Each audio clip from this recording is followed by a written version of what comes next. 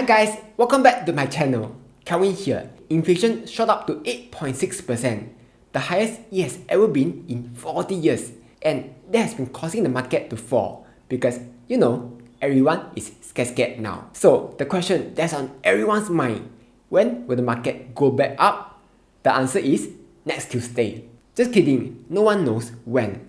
But if only we can find something similar to what's happening now, then we can predict what will happen next. Oh, as it turns out, there's something similar, and that is a period from 1965 to 1982, aka the Great Inflation, where the inflation was also super high. So, in this video, I want to look back and compare what's happening right now to what's happening back then. Then, use it to predict where's the market going to bottom. But before I start, I would greatly appreciate it if you can help to tap the like button and subscribe if you haven't done so. In return, I will show you a dog playing with a soft toy. I also want to give credit to Mr. Lu's video, Bright Sparks Ahead, Insights from 70s to 80s Great Inflation, which gave me the idea to make this video. His video was very well made, but I just wanted to go a little deeper because I found some extra stuff that I felt was worth sharing. So with that being said, let's start right now. There are a few similarities between now and the Great Inflation back then. First, inflation was sky high in both periods. How high? Right now it's 8.6%, which we thought is already high. But back then, the inflation shot up 2 times, with the second time going all the way up to 13.5%, which is sibei high. Second, oil price also shot up in both periods. In June, oil touched $122 before coming back down a bit. Back then, oil went to almost $140 before coming down gradually. Third similarity, in both periods, the surge in oil price was caused by some conflict going on. Right now, it's the Russia-Ukraine war, while back then, it's some Middle East conflict. As you can see, there are a few similarities going on. Now, to find out when the stock market will recover, let's first understand what caused the inflation to go up so high during that period. First, excessive spending. When World War II ended, US wanted to prevent the Great Depression from happening all over again. Because during the Great Depression, unemployment rate was super duper high at 25%. Basically, 1 in every 4 people were jobless. So the US president at that time, President Lyndon Johnson, spent a lot of money on something called the Great Society, which aims to improve social welfare like reducing poverty and reducing racial injustice. At the same time, he'd be like, I think Vietnam needs some freedom and democracy. So he started sending US troops to Vietnam. All this leads to even more spending. This is a bit similar to our current situation, where in 2020, the Fed started unlimited QE. They printed 80% of all US dollars in existence in just 22 months. Second, Nixon shock. When Richard Nixon became the next president, he wanted to make the economy look nice because he wanted to win the next election. So he fired the existing Fed chairman and put in his guy, Arthur Burns, as the new Fed chairman. Then he asked Mr. Burns to lower interest rates. He'll be like, we will take inflation if necessary, but we can't take unemployment. Because when you lower interest rates, the economy will have more cheap money. Companies can then expand and hire more people. And that's what happened. Many Americans were awed by the low unemployment and strong growth numbers of 1972. At the same time, Richard Nixon ended the Bretton Woods Agreement, which basically means they can now print unlimited money. Third, increase in oil price. When Richard Nixon was going about doing bad stuff to the economy, in 1973, the Arab oil embargo happened, where Middle Eastern countries stopped exporting oil to a few countries, including US. And of course, when you do that, the oil price will go to the moon. Oil price continued staying high all the way to 1979, when the Iranian Revolution happened. That caused the oil price to go up even higher. So when you combine all these factors, excessive spending, Richard Nixon doing funny stuff, oil price going to the moon, you get super high inflation. Quick pause, just in case you haven't heard, Webull is the latest stockbroker in Singapore. With Webull, you can buy your US stocks, US options and Hong Kong stocks for a low fee of $0. Yes, you heard that right. That's $0. They also have fractional shares, which lets you buy your stocks with just $5 angpao money. Then, of course, you might be wondering, what's their welcome gift? I'm glad you asked. If you sign up with my link down below, deposit at least $2,000, then make 6 buy trades on either US stocks, ETFs, or options, you'll get $100 worth of Apple shares. This promotion ends on 30th June, yeah? With that being said, let's get back to the video. Now, of course, President Nixon tried to fight inflation. He did this by introducing wage and price control, which made inflation go down a bit. But turns out it wasn't good enough because it only slowed the rise in prices while causing shortage in food and energy. The moment he stopped doing that, inflation shot up even higher. This continued on till 1980 when the new Fed chairman Paul Walker be like, let's print more money. Just kidding, he never said that. That would make things worse.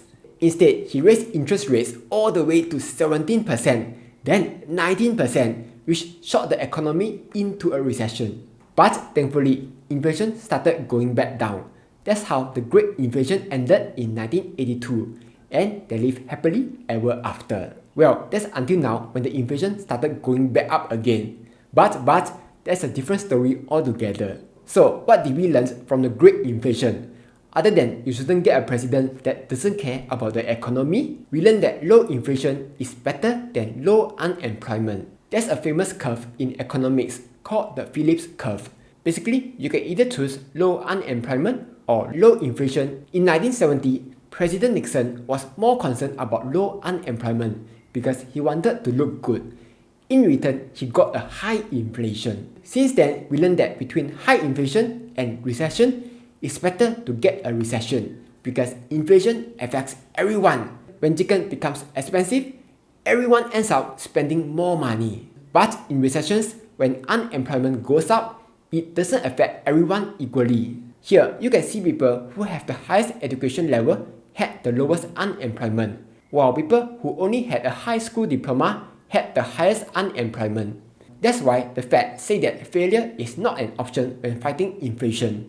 Because if inflation were to go out of control, it will affect everyone. So what can we expect? Let's talk about the economy first. Right now, this inflation isn't as bad as the previous inflation. Back then, the real price of oil reached a high of $150. Now, the highest is only at $122, and it seems like it's stabilizing already. Back then, inflation was high in every sector.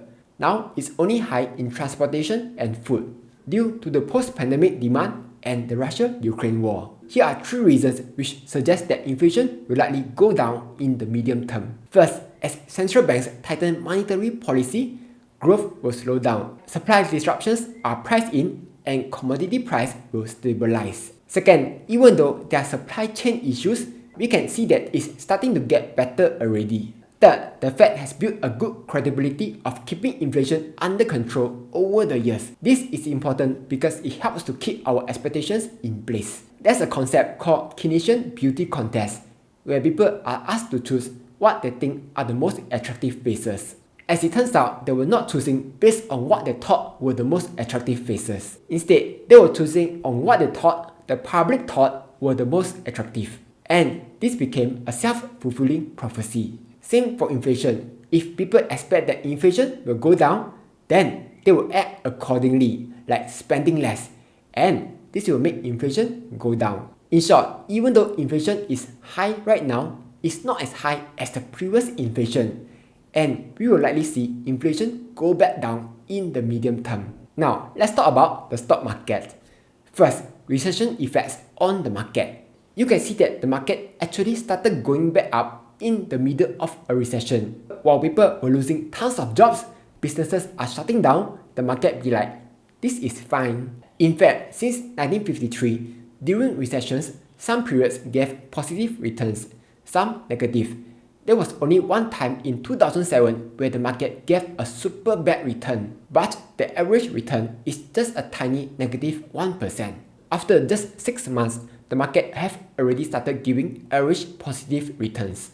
This tells me that recessions don't actually have much effect on the market. And that brings me to point number 2. markets are forward-looking. Check this out. The red line is the S&P 500. The blue line is the interest rates. We can see that when interest rates were going up, the market started going down. The lowest point of the market was when interest rates was at its peak. Then when interest rates started coming back down, the market quickly shot back up. This is in line with my belief that the market is forward-looking. Meaning, it's not interest rates go down first, then only market go down. They both move at the same time. Basically, the moment people think that things will get worse, they be like, sell ah! On the other hand, the moment people think that things will get better, they be like, buy ah! In this case, when people saw that Paul Walker had the resolve to fight inflation, they didn't even wait to see if he's right or not. They immediately pumped the market up. Actually, we can see the exact same things happening right now. Whenever the Fed raises interest rates, the market goes up. Every single time. The reason market has continued going down is because people are not fully convinced that the Fed can keep inflation under control yet. But the moment everyone feels confident, or the moment the Fed tells everyone that they can 100% confirm plus chop beat inflation, that's when the market starts to shoot back up. Okay, here are my thoughts. Personally, I believe that the Fed can bring down inflation. But when will that happen? I don't know. Maybe tomorrow? Maybe next year? I also don't know where's the market bottom. Like it can be here, or even here. But I do know that the best time to buy is when the market looks super bad, because it means we are near the bottom already. So rather than timing the market and missing out the bottom, I'll just keep DCA in as usual, because the Fed may suddenly surprise us. In the end, time in the market beats timing the market. Anyway, that's all for today. Hopefully, this helps you out.